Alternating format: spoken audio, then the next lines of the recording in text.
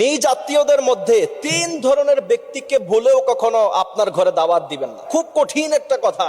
নিজ আত্মীয়দের হক আদায় করা আল্লাহর হাবিব সাল্লাল্লাহু আলাইহি ওয়াসাল্লাম যেটা সবচেয়ে বেশি গুরুত্ব দিয়েছেন, আত্মীয়তার সম্পর্ক ছিন্নকারীকে আল্লাহর হাবিব সাল্লাল্লাহু আলাইহি ওয়াসাল্লাম বলেছেন সে ব্যক্তি জান্নাতে কখনো প্রবেশ করবে না। কিন্তু মনে রাখতে হবে, এই তিন ধরনের এমন ব্যক্তি আছে আপনার আত্মীয় স্বজনের মধ্যখানে আছে, খুঁজে দেখবেন এদেরকে আপনি কখনো দ্বিতীয়বার দাওয়াত দিবেন না।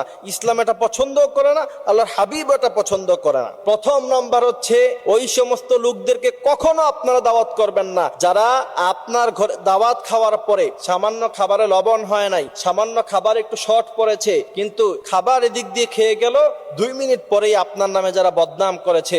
এই ঘটনা প্রত্যেক পরিবারেই হয়েছে। আমরা তো জানি, সমাজের সাথে আমরা মিশি, মানুষের কাছে আমরা যাই, মানুষের সাথে আমাদের কথা হয়, সেজন্য সামাজিক বিষয়গুলো আমরা জানি। আপনাকে একটি কথা মনে রাখতে হবে, যারা আপনাকে দাওয়াত